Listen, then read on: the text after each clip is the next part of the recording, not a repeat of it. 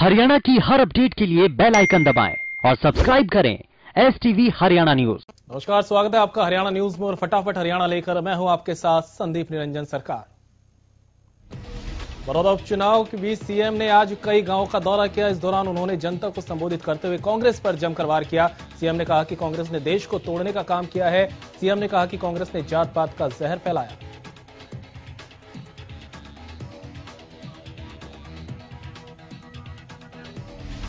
CM ने उम्मीदवार योगेश्वर दत्त के लिए कहा कि योगेश्वर ने देश के लिए मेडल जीता। वहीं उन्होंने कहा कि योगेश्वर की जीत के बाद बड़ौदा का विकास होगा। सीएम ने भरोसा जताया कि चुनाव विकास के मुद्दे पर आधारित होगा।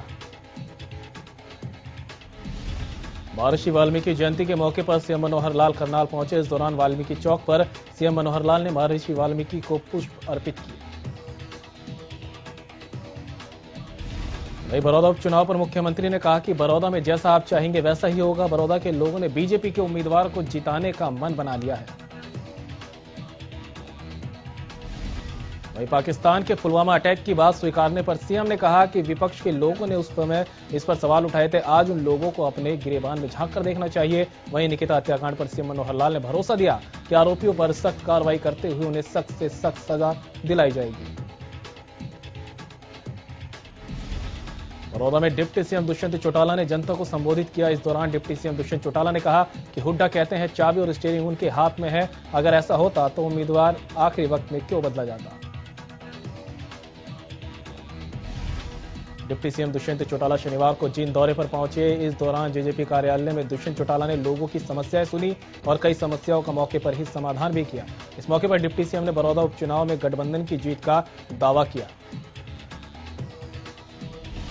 दुष्यंत चौटाला ने कहा कि बड़ौदा में उन्हें लोगों का प्यार और भारी जन समर्थन मिल रहा है और बड़ौदा में हम ऐतिहासिक जीत दर्ज करने जा रहे हैं। वहीं पराली से उन्होंने होने वाले प्रदूषण पर कहा कि किसानों के सामने प्रदूषण का संकट है। इसको लेकर वह जल्द ही केंद्र सरकार के मंत्रियों से बातचीत करेंगे। सिरसा में रानिया गेस्ट स्थित पटेल चौक पर सरदार पटेल की 145वीं जयंती धूमधाम से मनाई गई। इस मौके पर इस अवसर को राष्ट्रीय एकता दिवस के रूप में मनाया गया। इस मौके पर मुख्य अतिथि श्री बाबा तारा कुटिया के मुख्य सेवक गोविंद कांडा ने सरदार पटेल की मूर्ति का माल्यार्पण किया। अपने संबोधन में गोविंद कांडा ने कहा कि देश की सैकड़ों रियासतों को राज्य रजवाड़ों को एक करके देश की विविधता को आधार भारत की शक्ति बनाकर सरदार पटेल ने हिंदुस्तान को वर्तमान स्वरूप दिया है। उन्होंने कहा कि वल्लभ भाई पटेल ने देश के पहले उप प्रधानमंत्री और गृहमंत्री के तौर पर देश को ऐसे समय में संभाला जब देश एक सूत्र में नहीं बंधा हुआ था। मजबूत इरादों के कारण उन्हें लौह पुरुष भी कहा जाता है। सोनीपत के कालूपुर क्षेत्र में देर रात एक एसआई पर चाकू से हमला कर दिया गया। झगड़े की सूचना मिलने के बाद एसआई मौके पर पहुंचा था जिस पर हमला किया गया। हमले में एसआई घायल हो गया जिसे इलाज के लिए निजी अस्पताल पहुंचाया गया। घायल एसआई का नाम महेंद्र सिंह बताया जा रहा है। एसआई पर हमला करने का आरोप गुंड मंडी क्षेत्र के रहने वाले युवक पर लगा है। पुलिस ने मामला दर्ज कर आगे की जांच शुरू कर दी। फरीदाबाद सर्कल के बिजली कर्मचारियों ने अपने अपने दफ्तरों पर इकट्ठा होकर निगम मैनेजमेंट के अधिकारियों के तानाशाही रवैये के खिलाफ प्रदर्शन किया। यूनिट ओल्ड फरीदाबाद प्रधान लेखराज चौधरी और सचिव जय भगवान का कहना है कि कर्मचारियों के कामों को हल कराए जाने को लेकर जब सर्कल जींद के कर्मचारी नेता यूनियन के एजेंडे पर अधिकारियों से बात करते हैं तो समाधान न करने आरोप जड़ कर्मचारियों को फंसाया जाता है। इसी कड़ी में जींद सर्कल के 5 बेगुनाह कर्मचारियों पर साजिश के तहत झूठे आरोप लगाकर एफआईआर दर्ज कराए जाने और निलंबन की कार्रवाई किए जाने से प्रदेश में बिजली कर्मचारियों में भारी रोष है। हरियाणा में कोरोना के आंकड़ों में लगातार बढ़ोतरी की जा रही है। पिछले 24 घंटों में 1650 नए मरीजों की पुष्टि हुई। गुरुग्राम में 399 और फरीदाबाद में 270 नए केस सामने आए। प्रदेश में पिछले 24 घंटों में 11 मरीजों की मौत हो चुकी है। वहीं अब तक कुल 1777 कोरोना मरीजों की मौत हो चुकी है। वहीं अब तक कुल 1,51,000 से ज्यादा मरीज कोरोना से ठीक हुए हैं। बड़ौदा उपचुनाव को लेकर गोहाना में जिला मुख्यालय निर्वाचन अधिकारी और जिला पुलिस अधीक्षक ने 3 नवंबर को होने वाली वोटिंग को लेकर अधिकारियों के साथ बैठक की। इस बैठक में वोटिंग के लिए इस्तेमाल होने वाली ईवीएम और सुरक्षा की तैयारियों पर चर्चा की गई।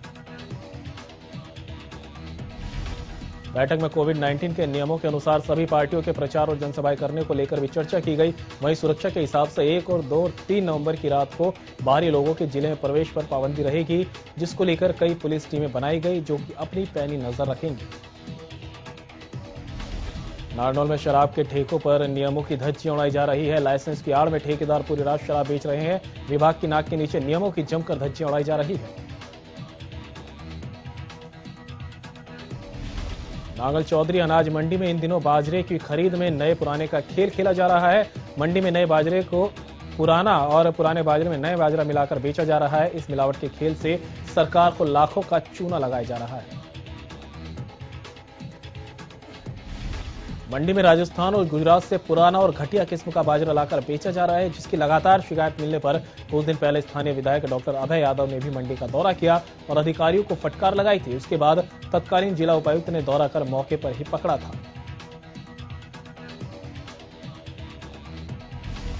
वहीं जब इस मामले में अधिकारी से बात की गई तो उन्होंने भी माना कि सरकार के पास कोई समाधान नहीं है जिसके नए और पुराने की जांच की जाए। इससे पहले नांगल चौधरी पुलिस भी कई बार अवैध बाजरे से भरे कई वाहनों को जब्त कर चुकी है। बावजूद इसके बाजरे का ये मिलावट का खेल लगातार जारी है।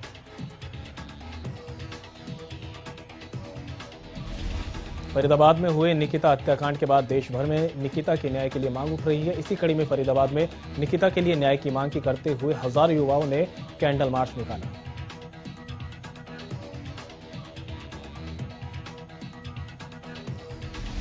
इस दौरान उन्होंने निकिता के हत्यारों को फांसी दिलवाने की मांग करते हुए न्याय मिलने तक दीपावली न मनाने का फैसला लिया।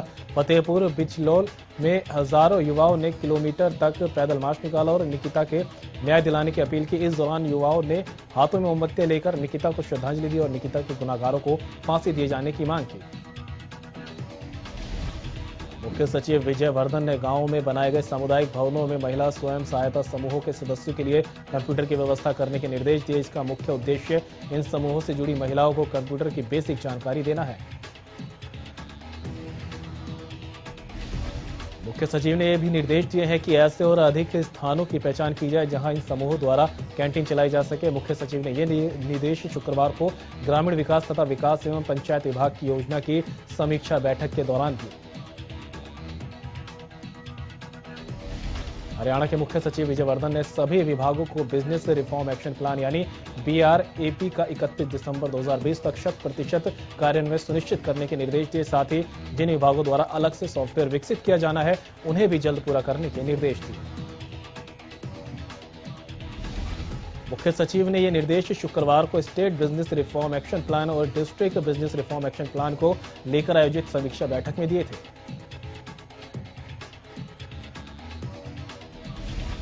मुख्य सचिव की अध्यक्षता में हुई बैठक में मुख्य सचिव ने अधिकारियों को निर्देश दिए कि जिन बिंदुओं पर सुधार की जरूरत है उसे जल्द से जल्द प्राथमिकता से पूरा करें। बैठक में बताया गया कि केंद्र सरकार द्वारा बिजनेस रिफॉर्म एक्शन प्लान के तहत जिला स्तर पर 213 बिंदुओं को तथा राज्य स्तर पर 301 बिंदुओं को कार्यान्वयन किया जाए।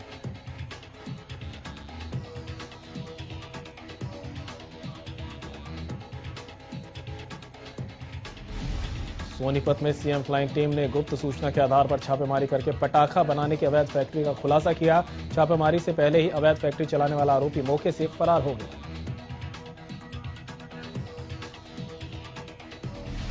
हालांकि पुलिस ने मौके से 4 लोगों को गिरफ्तार किया है। साथ ही पटाखे बनाने का सामान भी जब्त किया गया। आपको बता दें कि पिछले कुछ दिनों से सीएम फ्लाइंग द्वारा सोनीपत जिले में तीसरी बम पटाखे की जो फैक्ट्री है उसमें छापेमारी की गई और फैक्ट्री में कार्रवाई की गई।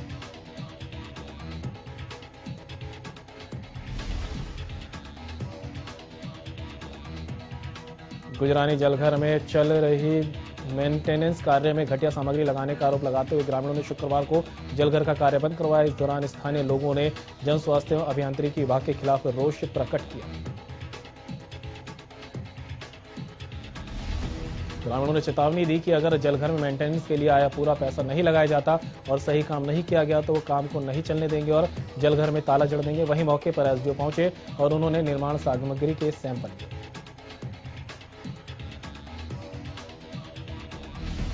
अधिकारियों का कहना है कि सैंपलों की जांच के बाद ही आगामी कार्रवाई की जाएगी। गुजरानी के ग्रामीणों ने बताया कि लगभग 15 साल पहले गांव के जलघर का निर्माण कार्य शुरू किया गया था, लेकिन अब तक जलघर की मेंटेनेंस का कार्य नहीं किया गया।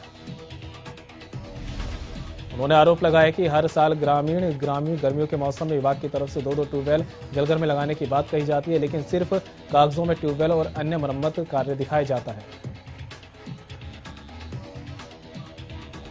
कैथल में एक अचार फैक्ट्री में सीएम फ्लाइंग की टीम ने छापेमारी की। इस दौरान टीम को फैक्ट्री से लिए गए 4 सैंपल असुरक्षित पाए गए।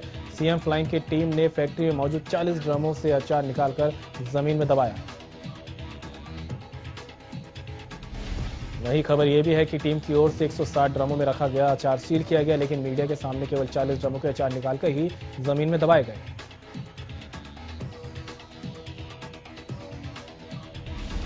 इस मामले में सीएम फ्लाइंग अधिकारी ने कहा कि हमने 26 सितंबर को यहां आकर देखा कि सभी ड्रमों में कीड़े चल रहे थे और हमने 160 ड्रम बरामद किए थे, जिनमें एक ड्रम में लगभग 200 किलो अचार था। हमने उस समय इन ड्रमों की वीडियो भी बनाई थी, लेकिन अब लगभग 120 ड्रम गायब मिले। रादौर के गांव कांजड़ू के पास सहारनपुर कुरुक्षेत्र हाईवे पर एक कैंटर अचानक ट्रक से टकरा गया। इस दौरान ट्रक भी अनियंत्रित होकर पलट गया। गनीमत ये रही कि इस दुर्घटना में किसी को कोई ज्यादा नुकसान नहीं हुआ। हादसे के दौरान ट्रक ड्राइवर बुरी तरह से घायल हो गया। त्योहारों के सीजन के चलते हिसार में सीएम फ्लाइंग का छापेमारी अभियान लगातार जारी है। इसी कड़ी को लेकर शुक्रवार को हिसार में एक मावा पनीर बनाने वाली फैक्ट्री में सीएम फ्लाइंग की टीम ने छापेमारी की।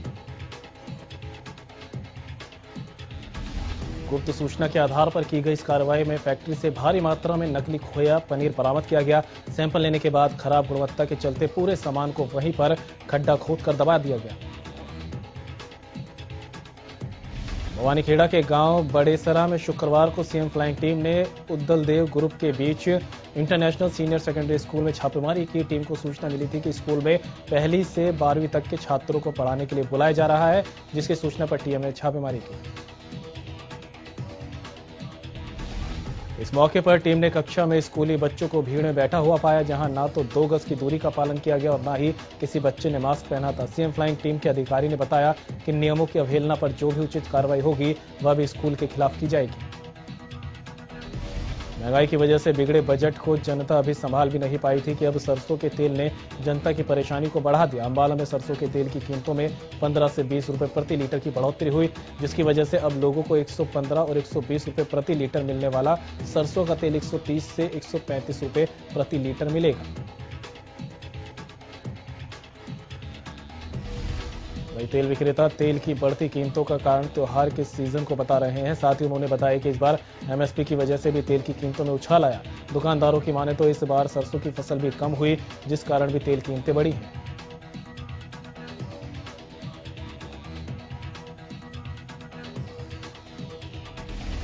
सोहना के गांव सांप की नगली में उस समय अफरा तफरी मच गई जब राजस्थान के भिवाड़ी पुलिस के साथ 2 निजी गाड़ियों में सवार होकर आए 3 लोगों ने अचानक घर में घुसकर महिलाओं के साथ धक्का मुक्की करते हुए एक बच्चे को जबरन अपनी गाड़ी में डाल लिया और उठाकर ले जाने लगे। मामले की गंभीरता को देखते हुए पड़ोस मौके पर आए और जिसके बाद ग्रामीणों को भीड़ जमा हो गई और बच्चे को आरोपियों के चंगुल से छुड़ाते हुए सोहना सिटी थाना पुलिस को सूचना दी गई। सभी लोगों को गाड़ी सहित मौके पर ही दबोच लिया गया।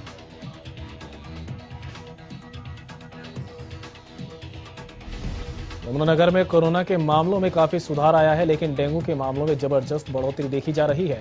शहर के निजी अस्पतालों में डेंगू के मरीज भारी संख्या में दाखिल हैं, जबकि स्वास्थ्य विभाग ने अभी तक डेंगू के 24 मामलों की पुष्टि की है।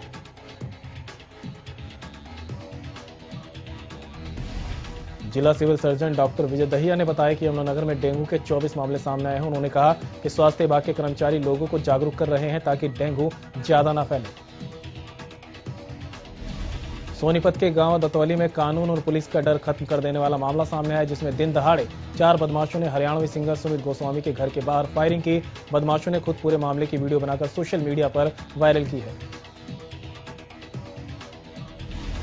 इस वारदात के बाद साफ है कि कानून और पुलिस का डर बदमाशों में सोनीपत में देखने को नहीं मिलता। वहीं बताया जा रहा है कि कुछ समय पहले एक युवक ने गायक और एक लड़की का नाम लिखकर सुसाइड कर लिया था, जिसके बाद यह पूरा मामला हुआ था। फिलहाल पुलिस की 5 टीमें आरोपियों की तलाश कर रही है, लेकिन पुलिस के हाथ अभी तक काली हैं। सिरसा में नशे के सौदागरों पर नकेल कसने के लिए पुलिस प्रशासन ने कमर कस ली है। नशे के खिलाफ चलाए जा रहे अभियान में पुलिस अब नशा तस्करों को एक बड़ा संदेश देने वाली है। सिरसा पुलिस नशा तस्करी में लिप्त तस्करों की काली कमाई की बिना संपत्ति जो है वो सीज करेगी। ये जानकारी सिरसा के पुलिस अधीक्षक भूपेंद्र सिंह ने दी, जिन्होंने कहा कि सजायाफ्ता नशा तस्करों की संपत्ति का ब्यौरा जुटाना शुरू कर दिया गया है। ऐसा करने से नशा तस्करों के खिलाफ एक बड़ा प्रहार होगा। भूपेंद्र सिंह ने कहा कि नशा मुक्त भारत में सिरसा जिले को चिन्हित किया गया। नशे के खिलाफ सिरसा पुलिस तस्करों की धरपकड़ करती हुई है। बहुत और जल्द मामले दर्ज किए जा रहे हैं।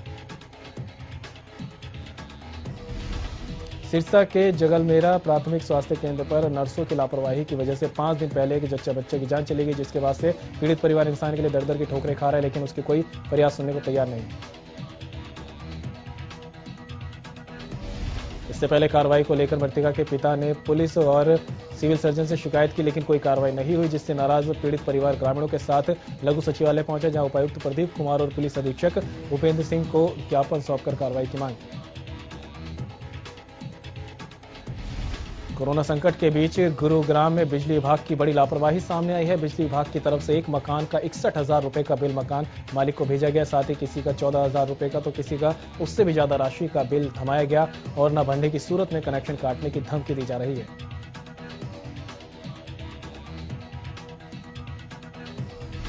मकान मालिक का कहना है कि वो लगातार मकान का बिजली बिल भर रहे थे। पिछली बार अप्रैल में 3,000 रुपए बिल आया था, उसके बाद जून में फिर 14,000 रुपए का बिल भेज दिया गया। इसको ठीक कराने के लिए बार बार बिजली विभाग के चक्कर काटे जा रहे हैं, लेकिन कोई समाधान नहीं निकल रहा। लेकिन अब फिर से अक्टूबर महीने में बिल 61,000 का थमा दिया।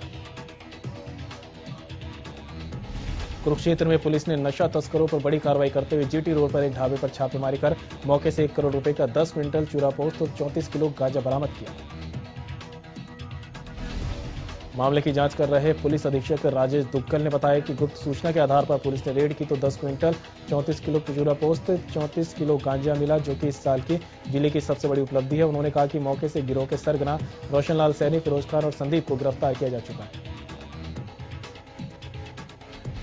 महेंद्रगढ़ के दलौट अहिर गांव में एक प्रेमी युगल ने भागकर शादी कर ली, जिसका खामियाजा अब उसके पूरे परिवार को भुगतना पड़ रहा है। गांव के लोगों ने युवक के परिवार का हुक्का पानी राशन सब बंद कर दिया। गांव की पंचायत के इस तुगलकी फरमान का ऑडियो भी वायरल हो रहा है। ऑडियो में साफ पता चल रहा है कि गांव में ग्राम सभा का आयोजन किया गया और उसमें से निर्णय लिया गया कि परिवार का सब हुक्का पानी बंद किया जाए और जो भी इनसे बोलचाल या लेन देन करेगा उस पर भी जुर्माना लगाया जाए। उधर जब इस बारे में सरपंच से मीडिया ने बात करनी चाहिए तो वो भी गोलमोल जवाब देते नजर आए। फिलहाल फटाफट हरियाणा में इतना ही। आप बने रहिए हरियाणा न्यूज के साथ।